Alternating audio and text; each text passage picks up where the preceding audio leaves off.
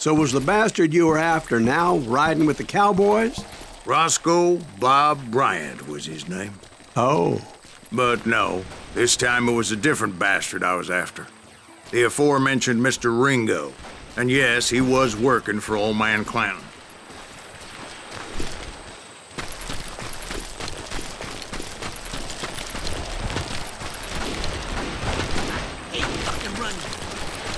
I came upon them robbing a stagecoach, which wasn't surprising, being they were such murderous thieves and bastards. The bandits wore red scarves, so I knew they worked for the old man. Over there! There! I did my best to help those poor passengers.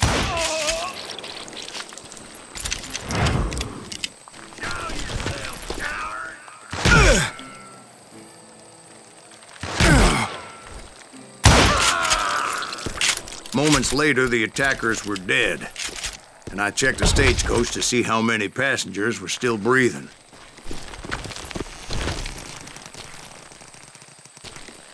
None. It was then I wondered if the rocks weren't hiding more bandits. Was that all of them? Or did I just hit the rear guard? I quickly got my answer. They attacked from on high like Apaches often did. They would appear in great numbers from above and rain down lead on their hapless enemies' heads, making use of the high ground and whatever else they had.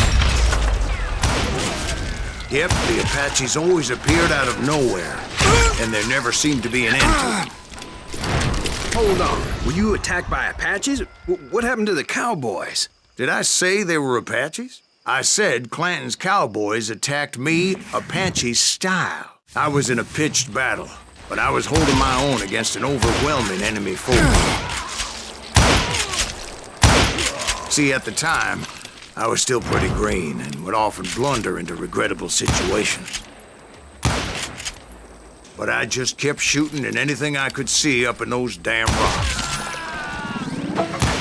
I didn't see Ringo. I knew he was with the cowboys. He and Roscoe Bob had done me a dreadful wrong, and I was determined to have my revenge. But to get to Ringo, I knew I'd have to fight my way past these other assholes first. Unfortunately, I was running out of ammo. Another perfect example of my relative inexperience as a hunter of men. I immediately knew that a tactical retreat was called for, as my vengeful fury was much less impressive without the bullets to back it up.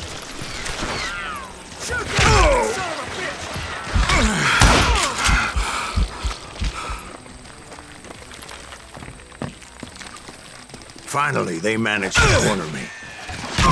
Trapped as I was, the odds of my survival seemed pretty slim.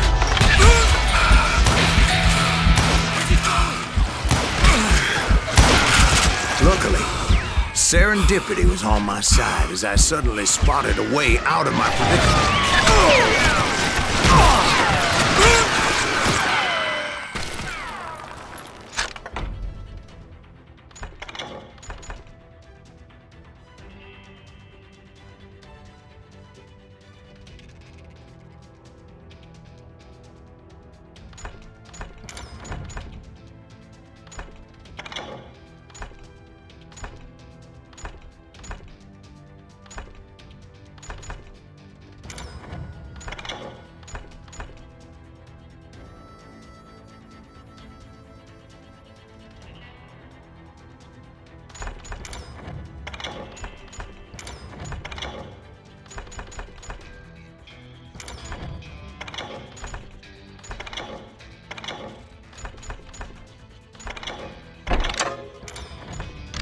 Keep fucking running.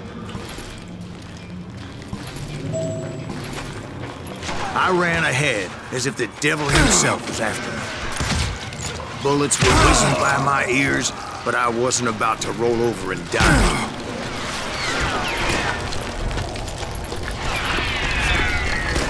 I just kept running like there was no tomorrow. Because there wouldn't be if Clanton and his men caught up with me. As I was scurrying around those caves, I thought, what was I thinking? going up against a gang like this. They were hunting me like I was game. And I swear to God, that's how I felt. I just kept running, not knowing where the hell I was going.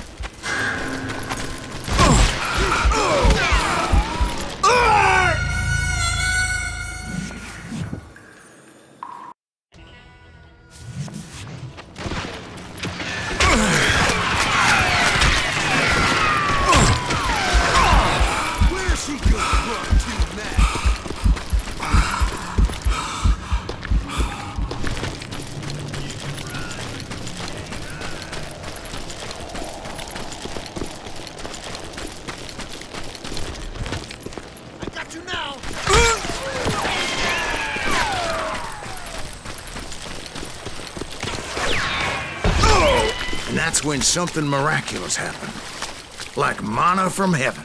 I found the desiccated remains of what looked like an Apache warrior. The old weapon next to him supplied me with some much-needed ammunition.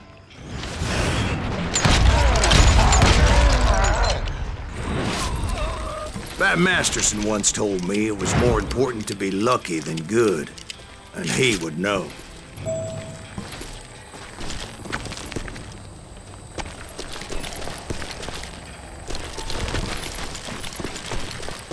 And imagine my surprise when I found a fistful of dynamite to go along with that ammo. That stroke of good fortune evened the odds and bolstered my confidence. It was time to turn the tables. Time for the prey to become the predator. Time for the hunted to become the hunter. Time. All right, Jesus, we get it. They were right where you wanted them. That's right, Jack. I was done running, and the old man's boys were not expecting that. No, sir. I came at them like a wildcat. My fury knew no bounds.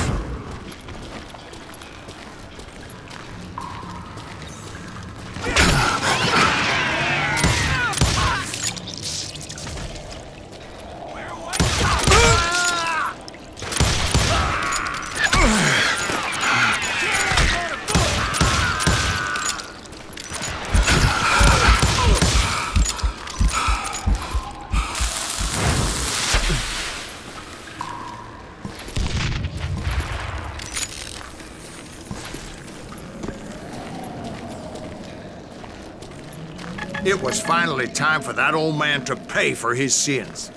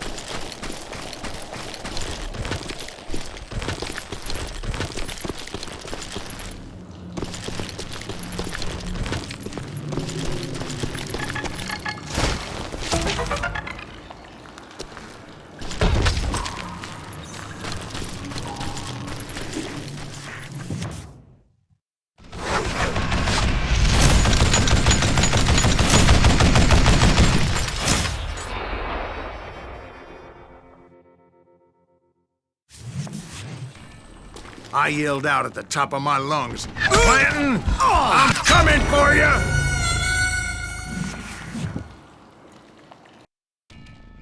But I knew I could not let that deter me. Not if I was to find and kill Ringo. I needed to get that old man off that gun.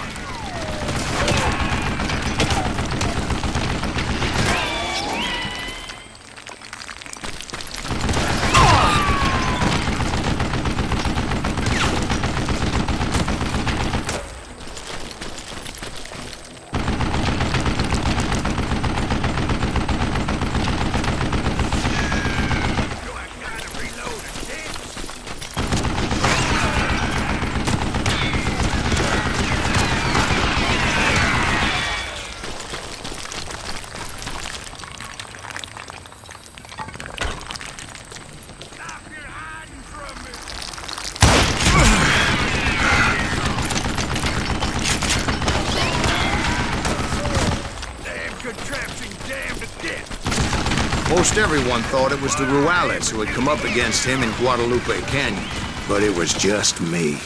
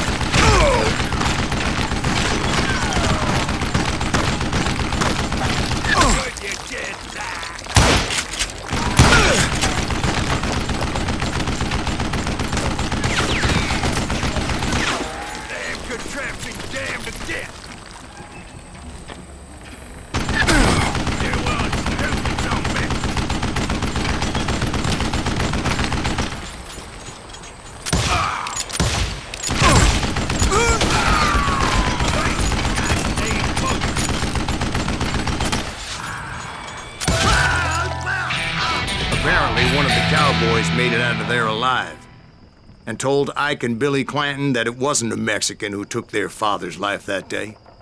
They just assumed it was one of the Earps, and that little misunderstanding eventually led to that legendary gunfight at the OK Corral.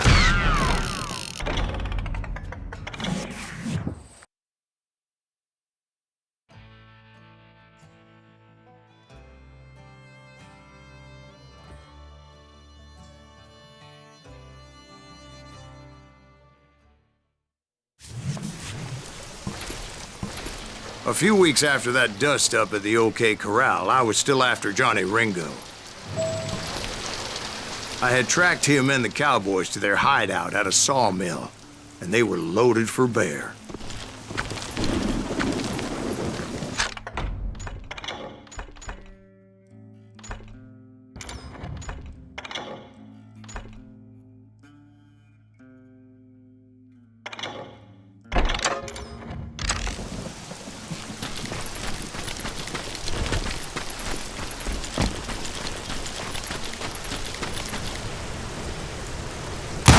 So, what exactly did Johnny Ringo do to piss you off? Well, him and that other bastard. Roscoe Bob Bryant? Yep. They both deserve to die, and I promise I'll tell you why. But first I need to tell you about the cowboys' new boss, Curly Bill Brooks. Earp's coming! Get ready, boys.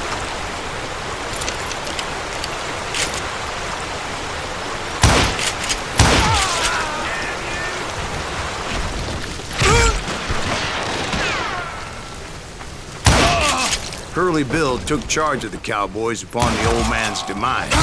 And after that gunfight at the OK Corral, the Clantons wanted revenge.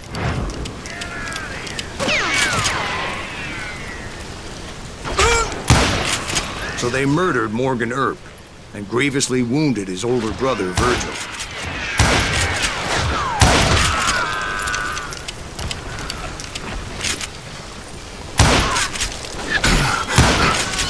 Wyatt and Doc went on what became known as the Vendetta Ride, hunting those outlaws down. So when I showed up, that's who they thought I was.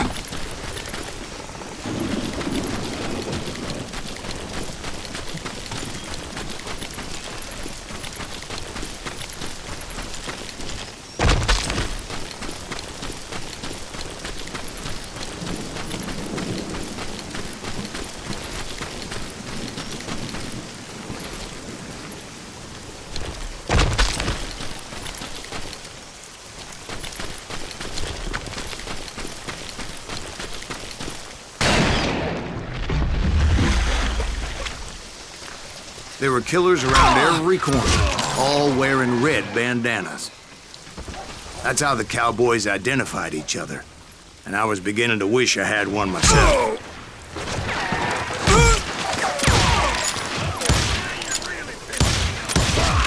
But I wasn't about to let Ringo walk away unscathed.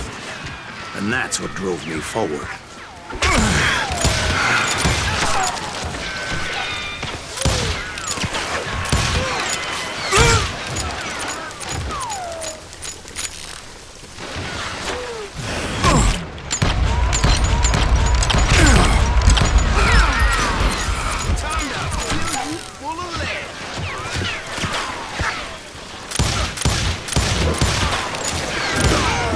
They say that Ringo was infernally fast.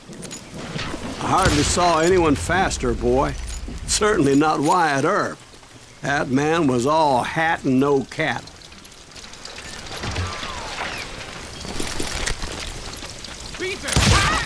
Earp wasn't much of a match for him, but Doc Holliday might have taken him. That lunger should have kept his nose out of it. They never charged anyone for the murder of Morgan Earp. But everybody knew that Curly shot him in the back. That was common knowledge. Yeah, maybe so. But Ringo had nothing to do with it. He was just being loyal to a friend. Is that what you call it? Being loyal? Well, to get to that loyal friend, I had to pass by some buzzsaws as big as a man.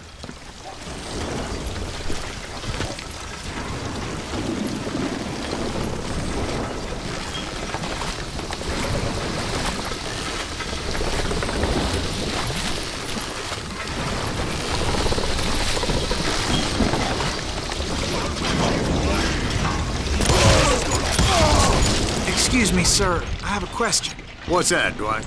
After old man Clanton died, why didn't his son take over the cowboys? Because Ike Clanton was dumber than a box of rocks and a yellow belly to boot.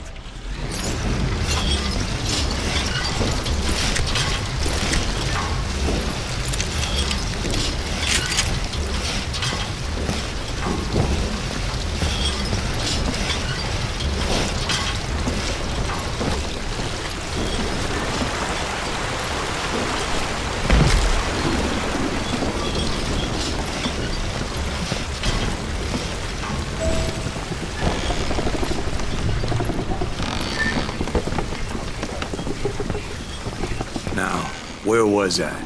Taking down the entire cowboy gang single-handed. Indeed I was, Jack.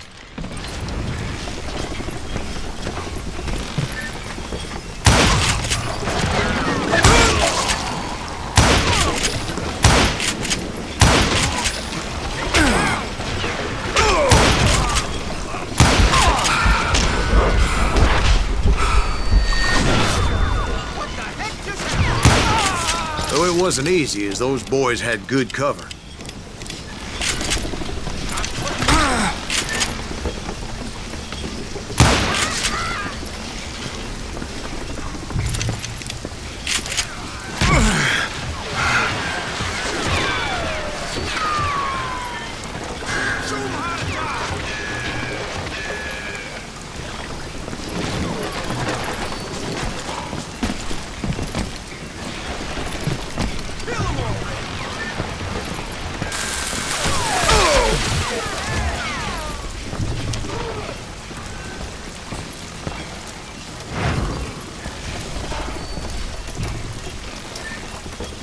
can't believe you keep missing.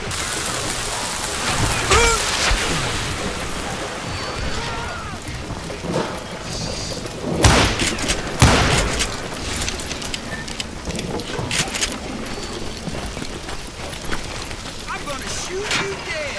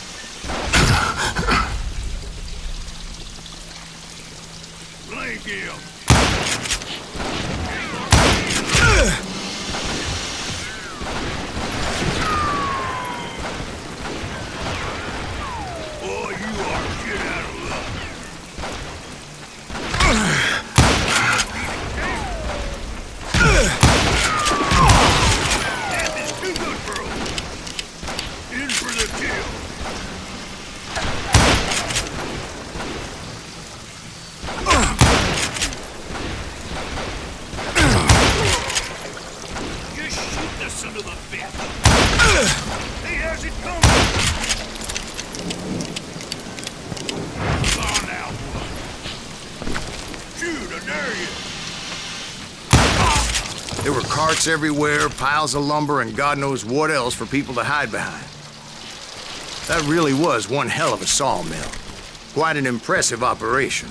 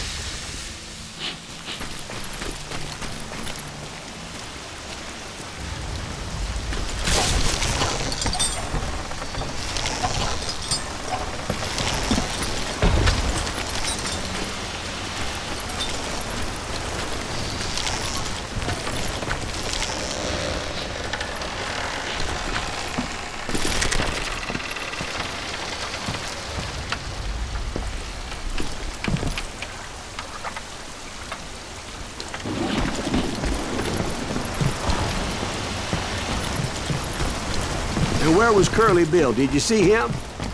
I'm about to get to that, Ben. Patience. I'm painting a picture here. There was this beautiful waterfall and a crystal clear stream that led to a verdant valley that was truly... Consider your picture painted. What happened next? Well, finally the bastards that were still alive made a last stand.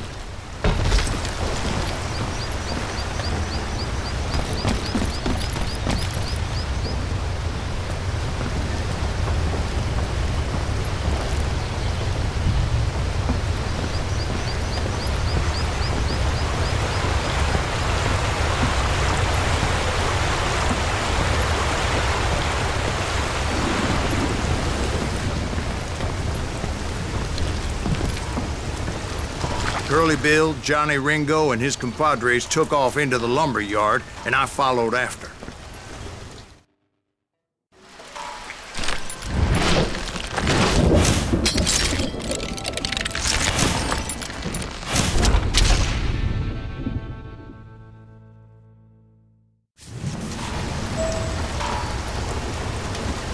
Are you saying they ran?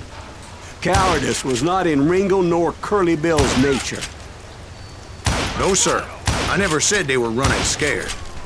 They just wanted me out in the open. Time to dance with the devil. You working for Wyatt Earp?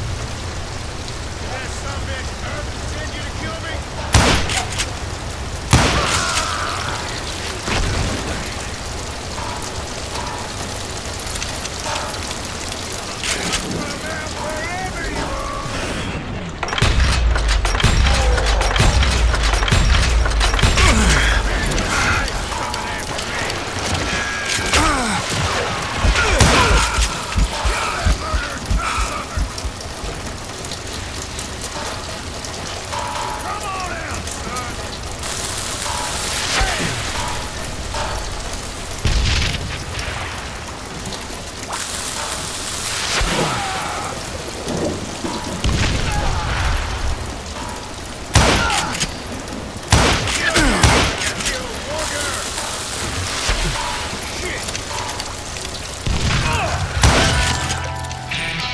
Aloysius gave me no choice but to take his life.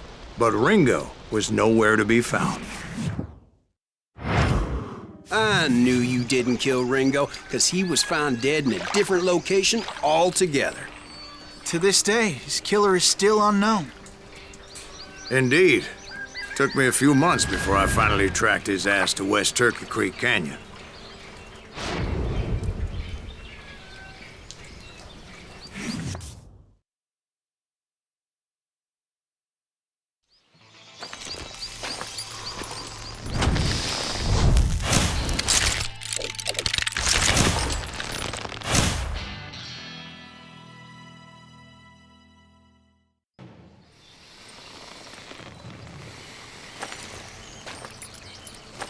That's incredible, sir. I always thought that Doc Holliday was the one that killed him.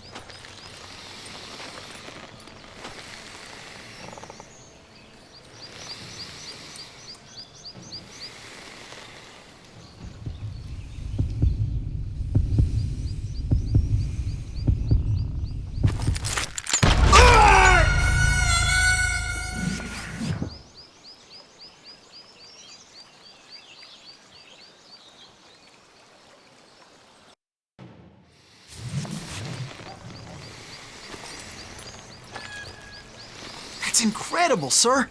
I always thought that Doc Holliday was the one that killed him.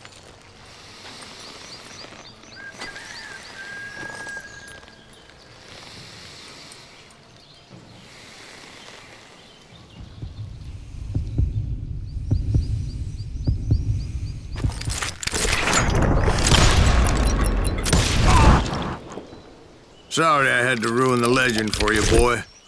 But the legend ain't always true. Doc Holliday had nothing to do with the death of Johnny Ringo.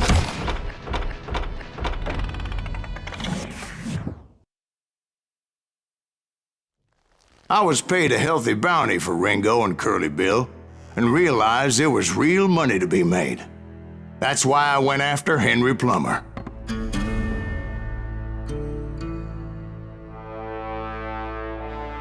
Now, wasn't he the sheriff who augmented his income by shaking down miners and robbing gold shipments? That's the one. Oh, yeah, I remember him. He ran that gang of thieving outlaws called the Innocents. So it's true that you went toe-to-toe with him? Indeed I did, son. Indeed I did.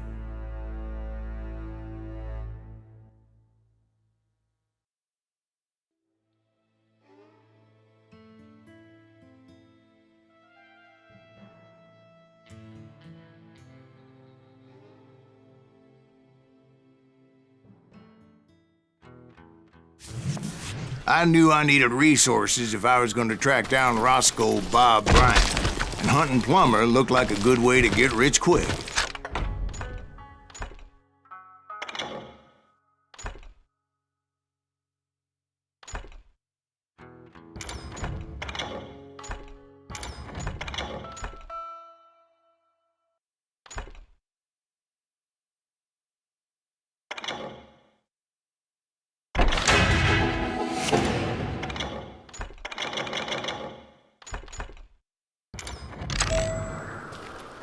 As the local vigilantes exposed him as the leader of the bandits and put a generous price on his head. Plummer rallied his gang to plunder one last gold mine before making their escape, and that's where I thought I'd find him.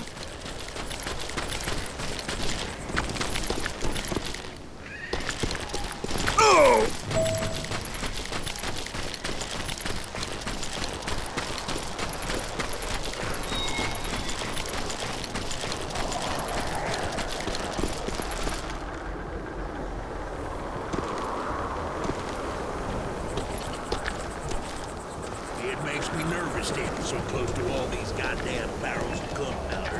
Why would you be nervous? No one has the cojones to come after us. As long as you don't light the CR, we're fine. As my late father pointed out to me more than once, God made men, but Samuel Colt made them equal.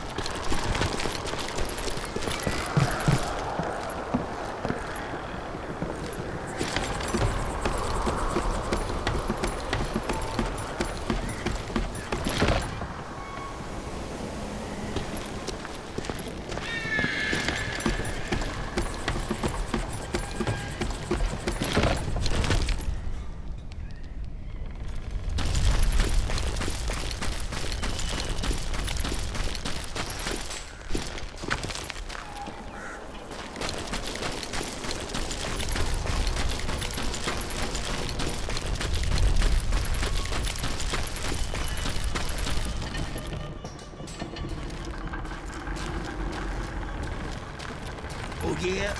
Who the hell is that then? Don't...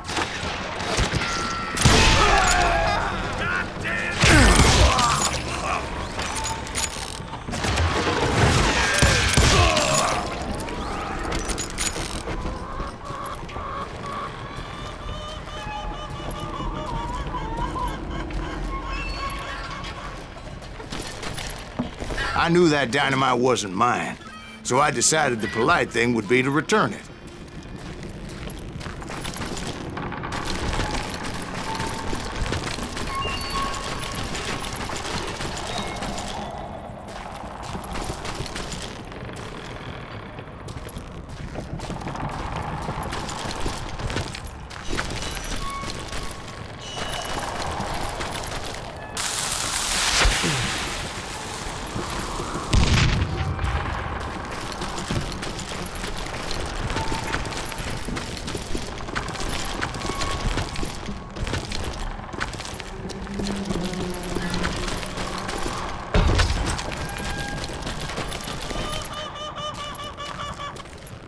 It was the biggest gold rush since Sutter's Mill in '48. Unfortunately, prospectors weren't the only ones drawn to those riches. There were thieves and killers, robbing travelers and hijacking gold shipments. You're done. Like those that ran with Plummer. Some were just regular folks I knew from town, drawn by greed and easy pickings. Charlie Crow, the blacksmith. James, who worked in the stable. Sam and Jeremiah Barber, the butcher's son. Ordinary citizens who lived a double life. Stealing and thieving and murdering their neighbors.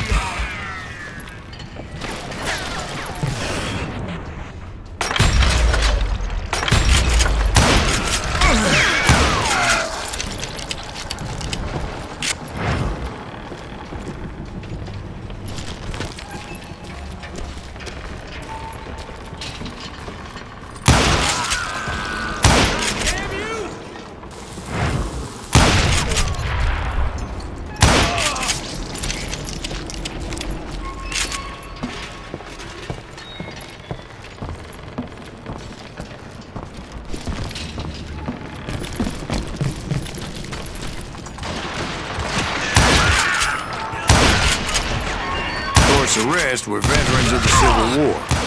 Stone-cold killers trained on the bloody fields of Shiloh and Antietam. Plummer had a lot of men on his payroll. A hell of a lot. That son of a bitch pretended to protect the public with one hand while stealing them blind with the other. He set up a defensive perimeter which I had no idea how to breach.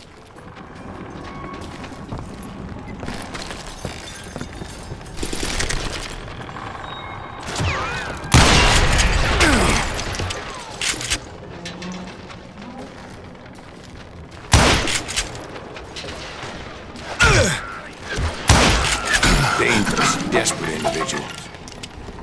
I was outnumbered and in way over my head, but I was too damn stubborn and stupid to realize it. They must have thought I was touched. Or had some kind of death wish. If Daddy had lived to see Alfred Nobel's explosive invention, my guess is he would have told Samuel Colt to kiss his ass.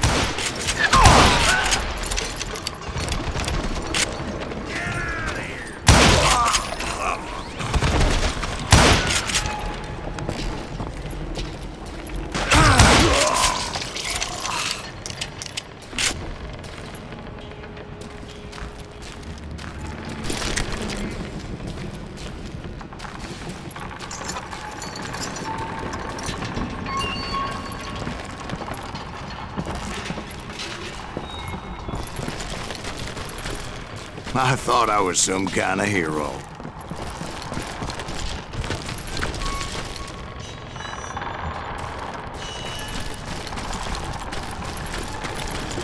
I finally made it past and headed on to meet my destiny.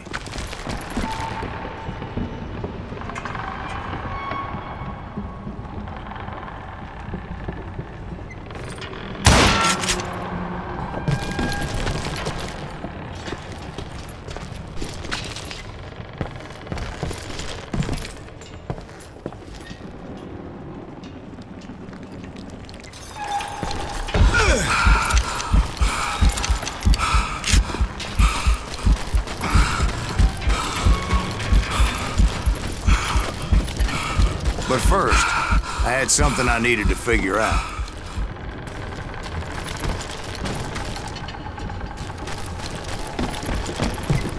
I had a few ideas on how to get into that mine, but once I made my decision, I knew there was no turning back. So my first thought was to enter the nearest mine portal. I saw an entrance. Made sense. It was the quickest way in, but that also made it more dangerous, as there would undoubtedly be enemy pickets posted along the way.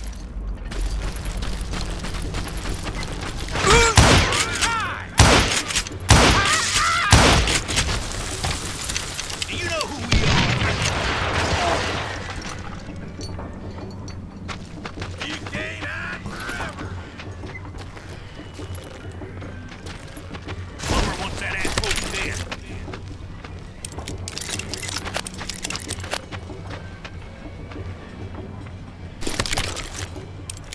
You can't treat the innocent. Get out here, you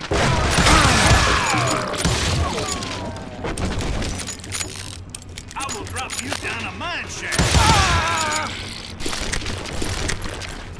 Besides, once you enter a mine like that, it's easy to get all turned around. Some of those shafts could be as deep as hell.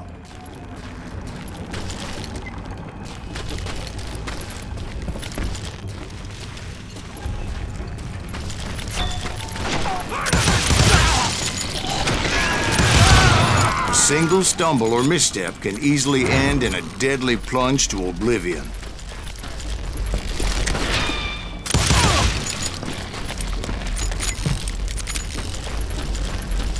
Leave him to me. Time to blow.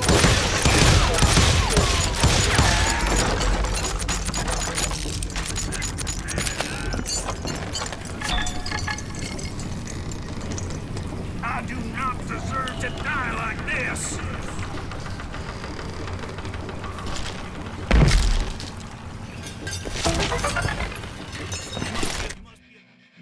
Run out of bullets.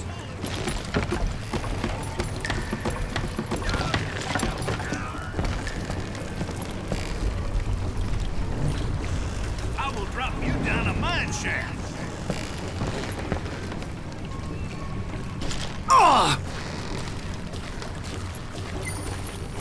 You ain't beefing me.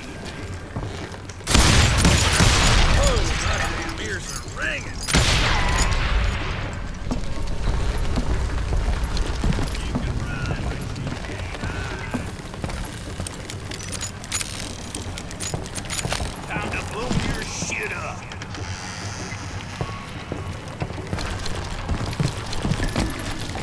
Quick reflexes often make up for lack of common sense. Luckily, I was never one to be easily bushwhacked. I would just need to be careful not to blow myself to kingdom come.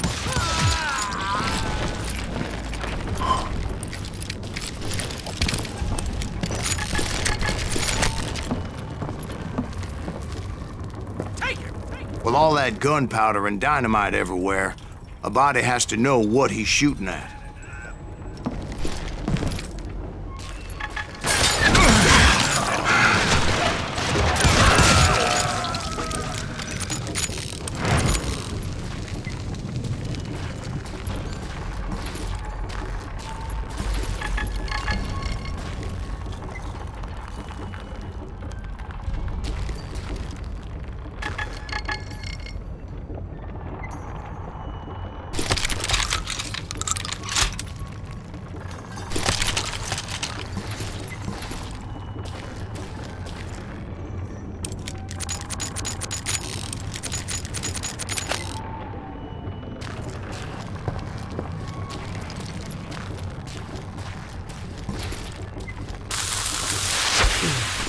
One wrong bullet could have turned that mine into a dad-blasted tomb.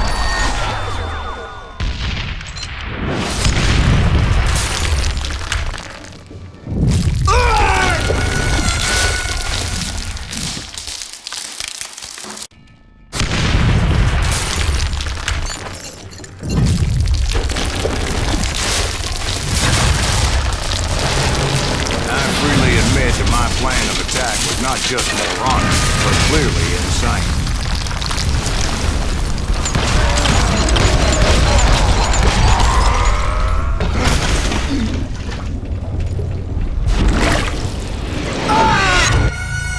It's a good thing that I abandoned that ridiculous plan before I even tried it. Instead, I spotted a ladder, a way into the mine from the opposite side.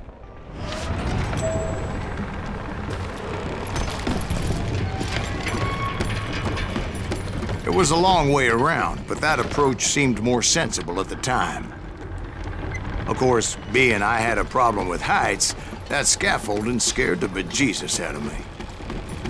Climbing down that ladder required some caution, because even though I had a younger man's reflexes, no man can dodge a damn bullet while climbing down a rickety ladder. I needed to make a leap of faith, which ain't easy when you're suspended between heaven and hell. I was determined not to give up, however.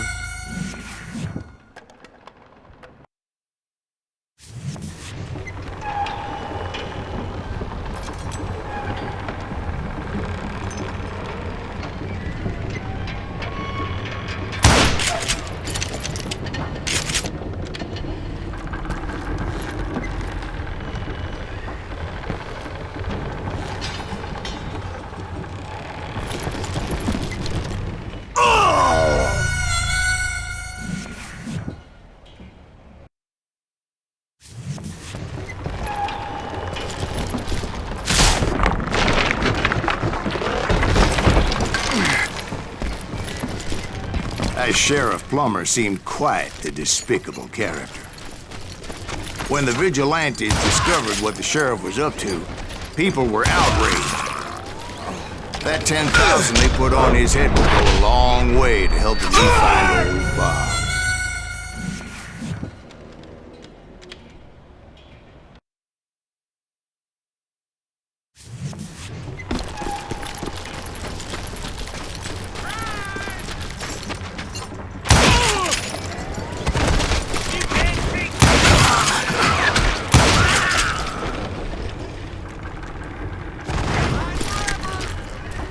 And I had made it my mission to settle that score come hell or high water.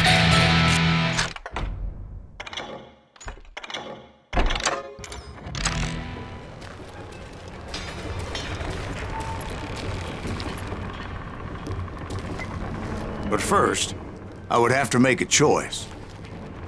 Take the elevator or climb the ladder.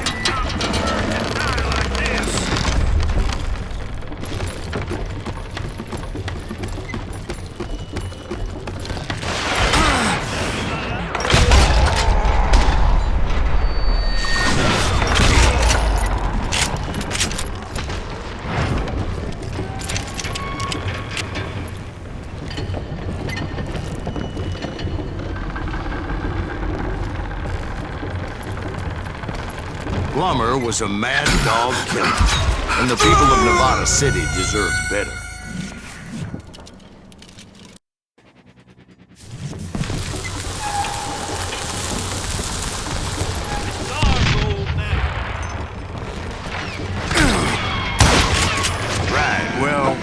was the sheriff of both places at one time or another, but that's neither here nor there. You ain't beefing me.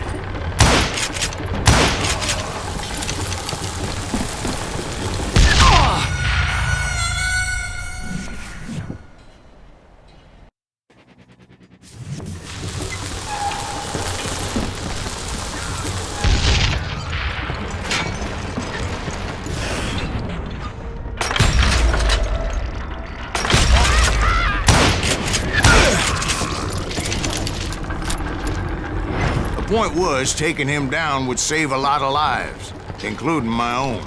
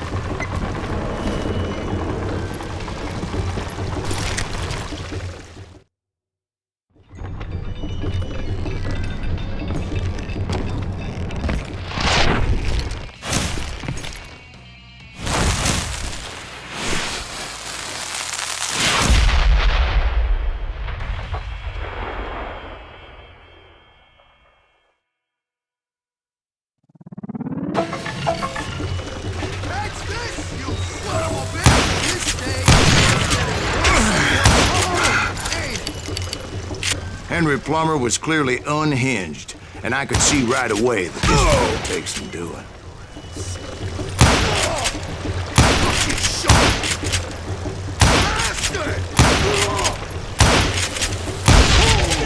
I need some help here! Come on, boys! Take this cocksucker out!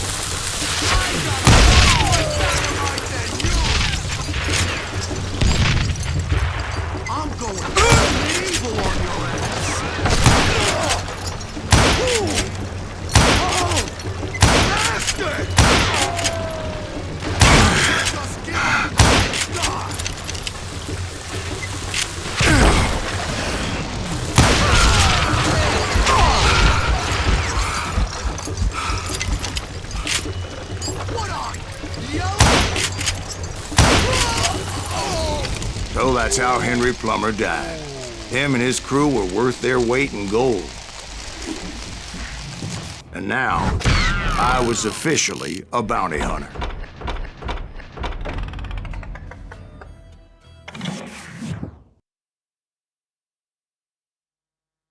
So, did you finally go after that Bob feller? Well, I heard word he was in Kansas with John Wesley Hardin. So that's where I went. Where in Kansas? Abilene. Why do you ask, Ben? No reason. Was Hardin as fast as Ringo? Ringo was fast, but John Wesley was as fast as the devil himself.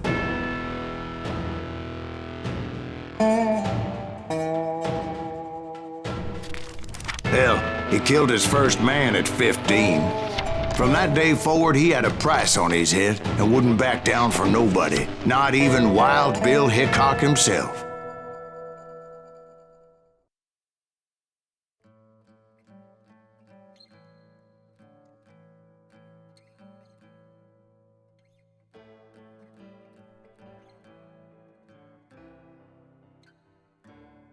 Burada bitireyim arkadaşlar. Gene çok öldüm biliyorum. Gizli kalıntıları almaya çalışıyorum bir yandan da. Görüşmek üzere, kendinize iyi bakın.